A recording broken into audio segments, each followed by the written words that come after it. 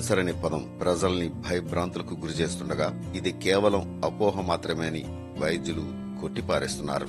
ఏ రోగానికైనా ప్రాథమిక దశలో వైద్యం అందించకపోతే అది ప్రాణాంతకం కావచ్చని హెచ్చరిస్తున్నారు. భీమిలి ఎమ్మెల్యే గంటా శ్రీనివాసరావు క్యాంపు కార్యాలయం వేదికగా ఒమేగా హాస్పిటల్స్ వారి సహకారంతో శనివారం రొమ్ము క్యాన్సర్ పై అవగాహన కార్యక్రమాన్ని నిర్వహించారు.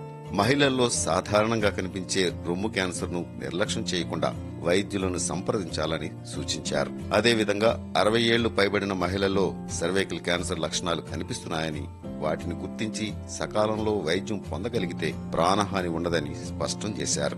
ఈ కార్యక్రమంలో పాల్గొన్న వారికి క్యాన్సర్ పై అవగాహన కల్పించడంతో పాటు ఉచిత క్యాన్సర్ నిర్ధారణ పరీక్షలు, కంటి పరీక్షలు నిర్వహించి మందులను పంపిణీ చేశారు. జనరల్గా ఆడవాళ్ళలో ఎక్కువగా రొమ్ము క్యాన్సర్ ఇప్పుడు నెంబర్ 1గా ఉంటుంది.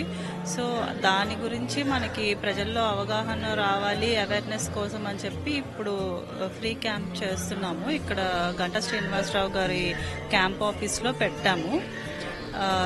ఇందులో ఏంటంటే మనకి జనరల్గా ఆడవాళ్ళలో క్యాన్సర్ లక్షణాలు కొంతమందికి కనిపిస్తాయి. బట్ వాళ్ళు ఏంటంటే నొప్పి లేదని, లేదంటే ఎవరైనా ఏమైనా అనుకుంటారని అట్లా అవేర్నెస్ లేక కూడా కొంతమంది అవాయిడ్ చేస్తూ ఉంటారు చూపించుకోవడము.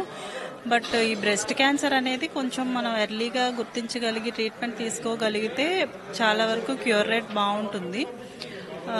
జనరల్గా ఏం లక్షణాలు ఉంటాయి అంటే రొమ్ములో ఏదైనా గడ్డలు కానీ, లేదంటే నిప్పుల్స్ లోపలికి ఇన్వర్టెడ్ గా ఉన్నా, లేదంటే ఏదైనా డిశ్చార్జ్ వచ్చినా అట్లా మనకి చూస్తేనే సెల్ఫ్ బ్రెస్ట్ ఎగ్జామినేషన్ ఎవరికి వాళ్ళు ఇంట్లోనే చేసుకోవచ్చు. లేదు వాళ్ళు అట్లా చేసుకోలేకపోతున్నారు అంటే క్లినిషియన్ దగ్గరికి వచ్చి చేసుకున్నా కూడా మేము చూసి చెప్తాము. అలా చేసుకున్నాక ఏమైనా డౌట్ ఉన్న వాళ్ళకి ఫర్దర్గా టెస్ట్లు అవి చేపిస్తూ ఉంటాము. యూజువల్గా 40 ఇయర్స్ పైబడిన వాళ్ళకి మ్యామోలు అవి చేపిస్తాము. ఇప్పుడు మన ఒమేగా హాస్పిటల్ తరఫున ఈ ఫ్రీ క్యాంప్లో కూడా మనం మ్యామోగ్రఫీ అవి చేస్తున్నాము. ఇది కాకుండా ఇంకా సర్వైకల్ క్యాన్సర్ అవేర్నెస్ కోసం అని చెప్పి పాప్స్మియర్ టెస్ట్ కూడా మనం చేయడం జరుగుతుంది. ఈ సర్వైకల్ క్యాన్సర్ అంటే గర్భాశయ ముఖద్వార క్యాన్సర్. ఇది యూజువల్లీ కొంచెం ఆడవాళ్ళలోనే 60 ఆ ఏజ్ దాటిన వాళ్ళలో ఎక్కువగా వస్తూ ఉంటుంది. అంటే మళ్ళీ బ్లీడింగ్ అవ్వడం కానీ, లేకపోతే తెల్లబట్ట అవ్వడము, ఇట్లా ఇవన్నీ లక్షణాలు ఉంటాయి దీంట్లో. అది చూసుకొని టెస్ట్ చేసిన ద్వారా మనకి అది కన్ఫర్మ్ అవుతుంది. దానికి ట్రీట్మెంట్ ఇవ్వడం జరుగుతుంది. జనరల్గా రొమ్ము క్యాన్సర్ ఉండేవాళ్ళు పిల్లలకి పాలు ఇవ్వచ్చా లేదా అని కొంచెం భయపడుతూ ఉంటారు. కాకపోతే డ్యూరింగ్ ద ట్రీట్మెంట్ అంటే కీమోథెరపీ, రేడియోథెరపీ ఇవన్నీ జరిగేటప్పుడు అయితే ఇవ్వకపోవడం మంచిది. బట్ ట్రీట్మెంట్ తీసుకొని వాళ్ళు క్యూర్ అయిపోయాక తర్వాత కన్సీవ్ అయ్యి చేసినప్పుడు అయితే పర్వాలేదు, ఫీడింగ్ చేసుకోవచ్చు. దానికి బిడ్డకి స్ప్రెడ్ అవ్వడం అది అట్లాంటివి అయితే ఏమి ఉండవు. అండ్ క్యాన్సర్ కూడా అంటువ్యాధి అయితే కాదు. సో జనరల్గా ఆ సోషల్ స్టిగ్మా అనేది మనకి అవాయిడ్ చేసుకొని మనం ఆ క్యాన్సర్ పేషెంట్కి కొంచెం సపోర్టివ్గా మాట్లాడి వాళ్ళకి ఫ్యామిలీ సపోర్ట్ కూడా ఉంటే మనకి ట్రీట్మెంట్ రెస్పాన్స్ అవి కూడా బాగుంటాయి.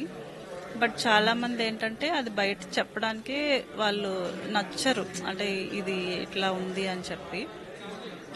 జనరల్గా క్యాన్సర్ అనగానే అసలు ఆ పదం వింటేనే చాలా మంది భయపడిపోతూ ఉంటారు. ఇంకా ఇక్కడే జీవితం అంతమైపోతుంది అన్నట్టుగా. బట్ అదైతే కరెక్ట్ కాదు. ఎందుకంటే మనకి ఆ క్యాన్సర్లో కూడా స్టేజెస్ అనేవి ఉంటాయి. ఆ స్టేజ్ ప్రకారం దానికి ఏ ట్రీట్మెంట్ ఇదైతే అది మనం తీసుకోవచ్చు, దాన్ని కంట్రోల్ చేయొచ్చు.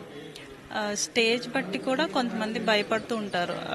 ఇట్లా నోట్లో వచ్చిన క్యాన్సర్స్ కానీ అట్లాంటివి, అవి 4వ స్టేజ్ అయినా కూడా క్యూర్ అయితే అయిపోతుంది, ప్రాబ్లం ఉండదు.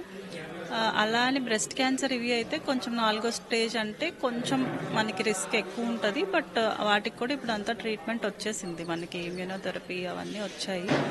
సో భయపడాల్సిందైతే ఏం లేదు. ఇప్పుడు అన్నిటికీ ట్రీట్మెంట్ వచ్చింది. ప్రజల్లో కొంచెం ఈ అవేర్నెస్ వచ్చి వాళ్ళు ముందుకొచ్చి ట్రీట్మెంట్ తీసుకుంటే అన్నిటికీ ట్రీట్మెంట్ వచ్చేసింది. ఇప్పుడు ఈ అవగాహన అనేది మనం తీసుకురావడానికని ఈ ప్రోగ్రామ్స్ అవి కండక్ట్ చేస్తున్నాము. ఇందులో భాగంగా ఇప్పుడు మనం భీమిలి ఎమ్మెల్యే గంటా గారి క్యాంప్ ఆఫీస్లో ఫ్రీ క్యాంపెయిన్ చేస్తున్నాం, మెడికల్ క్యాంప్. ఇక్కడ చేసిన టెస్టుల వరకు చేసాము. ఇంకా ఫర్దర్గా ఎవరికైనా ఏమైనా టెస్టులు చేయాల్సి ఉండి డౌట్ ఉంది అంటే మా ఒమేగా హాస్పిటల్కి వస్తే అక్కడ చేస్తాం టెస్టులు ఫర్దర్గా.